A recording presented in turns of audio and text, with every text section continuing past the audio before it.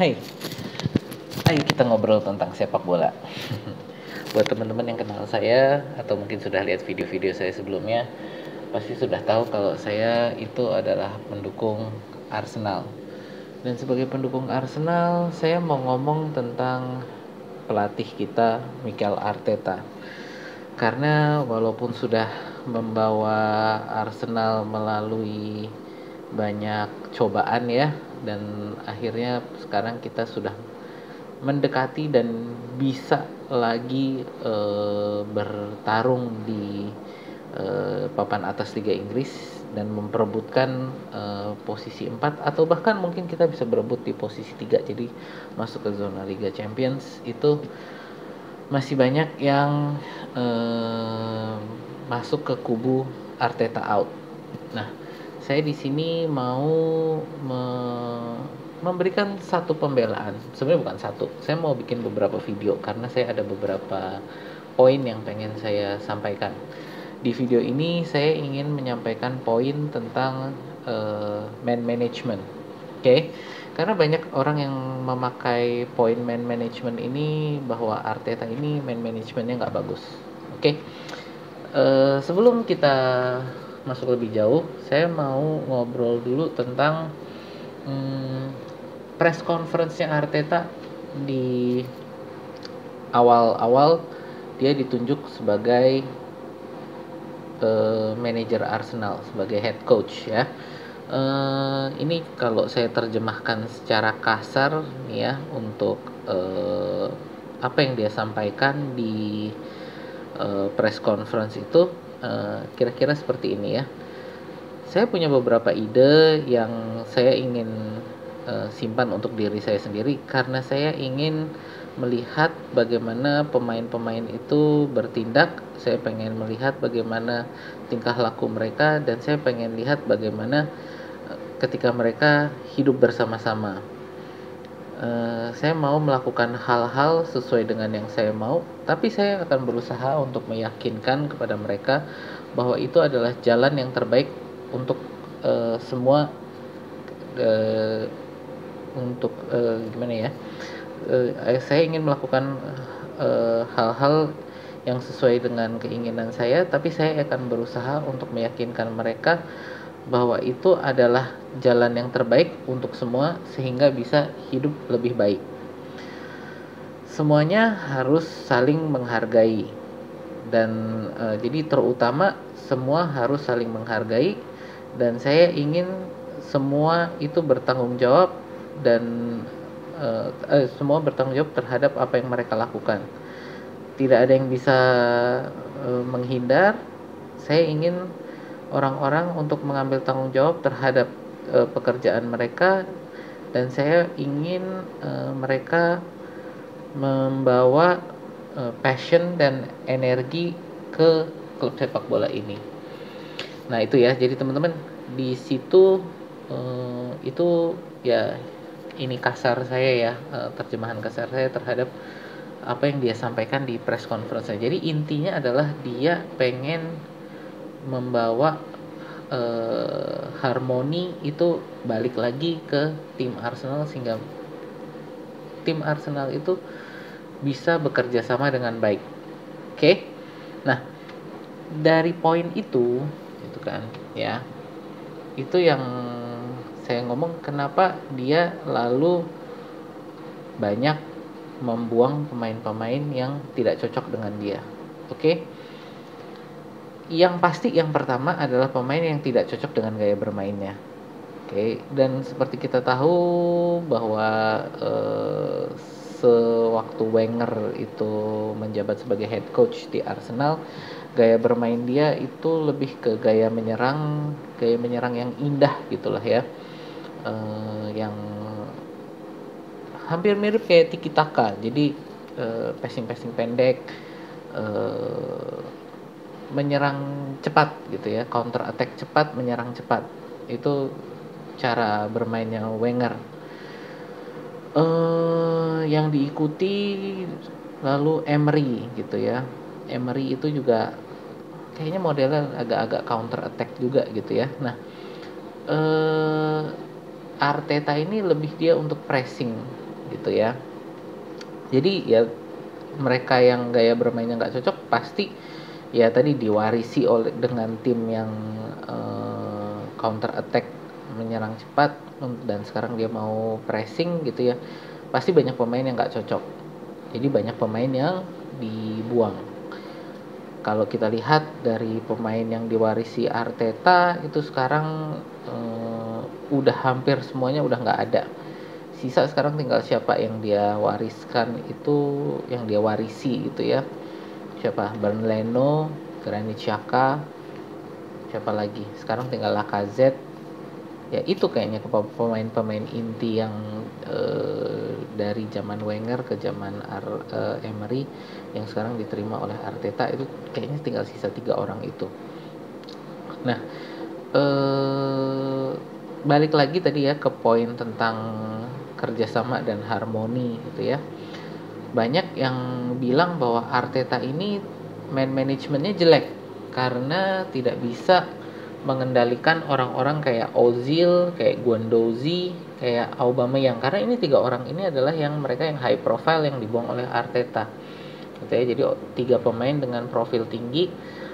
Ozil tahulah dia bekas dari pemain Real Madrid yang punya banyak trofi juara juga dari Real Madrid, juara Piala Dunia juga dengan Jerman gitu ya, jadi dari timnas Jerman. Jadi kenapa dia dibuang gitu kan. Yang kedua itu Matteo Guendouzi. Matteo Guendouzi ini juga pemain muda yang bersinar di masa Unai Emery dan digadang-gadang itu bisa menjadi penggantinya Patrick Vieira di lapangan tengah Arsenal. Yang ketiga Aubameyang. Aubameyang ya teman-teman tahulah, dia adalah penyerang terbaik Arsenal pada saat Arteta masuk gitu ya, yang membawa Arsenal juga juara Piala FA di 2019 ketika Arteta masuk gitu kan. Jadi kenapa kok sampai 3 orang ini dibuang? Balik lagi tadi ke harmoni, balik lagi ke bertanggung jawab terhadap tindakan mereka ketika bermain di klub gitu ya, tadi yang seperti dia bilang di press conference awal dia. Nah, 3 orang ini kalau kita lihat ini mengganggu gitu ya. Kalau bahasa kerennya ini 3 orang ini toksik lah gitu. Kenapa saya bilang toksik? Kita mulai dari Ozil. Ozil itu saya sebenarnya bukan bilang dia jelek ya, cuman dia gaya bermainnya itu udah nggak sesuai dengan gaya bermain yang diinginkan oleh Arteta. Jadi kalau yang namanya pressing kan harus maju mundur, semua harus ikut. Yang kita tahu Ozil itu gaya mainnya nggak seperti itu. Walaupun dia bisa memberikan umpan-umpan cantik ya, umpan-umpan matang yang cantik, tapi ketika dia nggak bisa ikut maju mundur, ya itu bukan gaya yang dia mau. Ngerusak harmoni di lapangan. Oke. Yang kedua, dia juga merusak harmoni di luar lapangan. Teman-teman tahu ketika dia mulai disingkirkan oleh Arteta, yang terjadi apa? Banyak rumor-rumor nggak sedap masuk kepada Arsenal gitu ya. Jadi merusak banget harmoni yang Arteta pengen bangun. Ya udah, buang. Ya dibuangnya juga nggak tanggung-tanggung. Bayar Fenerbahce. Jadi Arsenal bayar Fenerbahce untuk ngambil Ozil. Jadi jangan salah ya. Biasa kan kalau orang klub ngejual pemain itu klub yang terima pemain itu yang bayar ke klub yang kehilangan pemain. Ini enggak, Arsenal bayar Fenerbahce untuk ngambil Ozil. Nih, gua kasih duit untuk bayar gajinya Ozil, lu ambil dia gitu ya. Jadi sampai sebegitunya dibuangnya. Itu ya balik lagi tadi saya bilang merusak harmoni. Nah, ke Guendouzi ini juga gimana? Guendouzi ini mulai menjadi masalah adalah ketika mereka, saya kalau nggak salah ingat, lagi latihan di Qatar ya. Itu latihan tim di Qatar di awal musim 2020-2021 kalau saya nggak salah. atau pertengahan. Nah, itu Guendouzi ini berantem sama pemain lain. Oke, Edu udah kasih dia warning, Arteta udah kasih dia warning, dia nggak mau dengar, singkirin. Ya, sekarang dia di Olympique Marseille.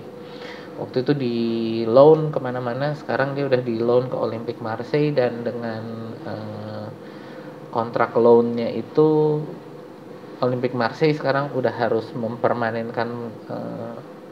mempermanenkan Guendouzi ini untuk dibeli.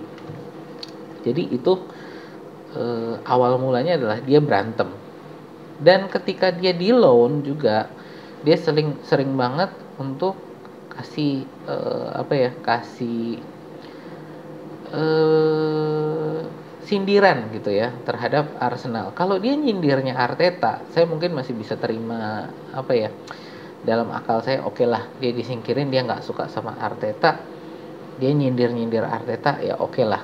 Tapi yang dia sindir itu bukan Arteta, tapi klub secara keseluruhan. Jadi saya sebagai penggemar Arsenal, saya juga kehilangan respect terhadap Guendouzi gitu ya. Jadi makanya ketika akhirnya Olympique Marseille mempermanenkan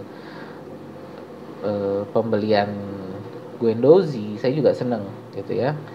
Kenapa? Karena ini orang yang toksik gitu ya. Balik lagi tadi ke harmoni gitu. Yang terakhir Aubameyang. Aubameyang teman-teman tahulah problemnya apa. Ketika dia di kick, problemnya adalah dia sudah tidak, jadi masalah indisipliner gitu kan. Rumornya adalah dia kalau latihan sering datang telat. Bukan hanya latihan ya, jadi kayak meeting tim, ada kumpul-kumpul gitu ya, dia sering telat. Ya dalam urusan yang resmi, urusan klub, dia sering telat gitu kan, latihan, meeting gitu ya. Nah, itu yang tadi kan kalau kita dengar dari press conference-nya, dia mau pemain-pemain itu untuk bertanggung jawab terhadap pekerjaan mereka dan harus nggak bisa ngumpet, harus bertanggung jawab terhadap pekerjaannya, harus bisa standar yang tinggi gitu ya. Dan itulah kenapa saya bilang 3 orang ini pantas untuk dibuang dari Arsenal, bukan karena Arteta main manajemennya jelek gitu ya, tapi karena memang 3 orang ini ngerusak harmoni tim gitu. Jadi ngerusak harmoni tim ya, mau sebaik apapun mereka, sehebat apapun mereka, skillnya kelas dunia, tapi kalau nggak bisa bermain sebagai tim, out. Oke, jadi itu sesuatu yang dipegang teguh oleh Arteta sejak dari awal dia menjabat sebagai manajer Arsenal. Dan saya suka. Kenapa saya suka? Karena kalau teman-teman mau lihat motonya Arsenal itu apa? Victoria Concordia Crescit. Kemenangan melalui harmoni. Jadi itu adalah satu kultur yang Arteta pegang teguh dan dia benar-benar jalankan secara teguh dari awal dia menjabat sebagai manajer gitu ya. Jadi itu sesuatu yang menurut saya nggak bisa dibilang bahwa dia main manajemennya jelek, karena ya orang-orang yang nggak mau ngikut dia ya berarti ngerusak harmoni tim gitu. Nah, dia sendiri juga untuk masalah masalah kerja keras di tim, dia juga memimpin dengan contoh ya. Jadi teman-teman, ada berita juga, nanti coba saya taruh, bisa nggak ya nanti saya taruh di sini ya, itu beritanya, bahwa dia itu kalau Arteta itu selalu datang ke latihan, itu dia selalu datang 1 jam lebih cepat dibanding pemain-pemain yang lain. Jadi dibanding pemain-pemain, dia sebagai head coach dia datang 1 jam lebih cepat dibanding yang lain ya. dan itu dia lakukan sejak awal menjabat sebagai manajer, yang akhirnya sekarang itu diikuti oleh semua pemain-pemain. Ya, sekarang pemain-pemain datangnya ngikut jam datangnya Arteta gitu ya, dan jadi mereka datang sarapan di klub, makan siang di klub, baru mereka pulang. Jadi mereka eh, sekarang udah benar-benar untuk menjalankan kebersamaan ini gitu ya.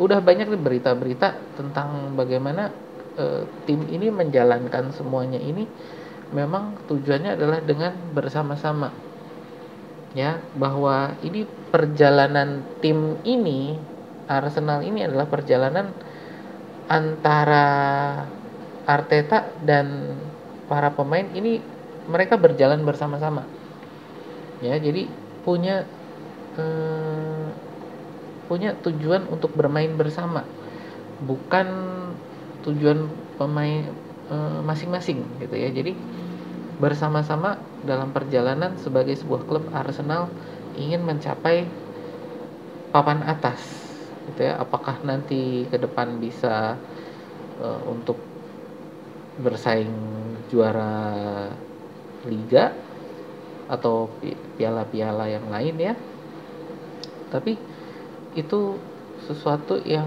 mereka lakukan bersama-sama ya. Jadi bukan goalnya Arteta atau goalnya klub, tapi dia membuat itu sebagai goal bersama.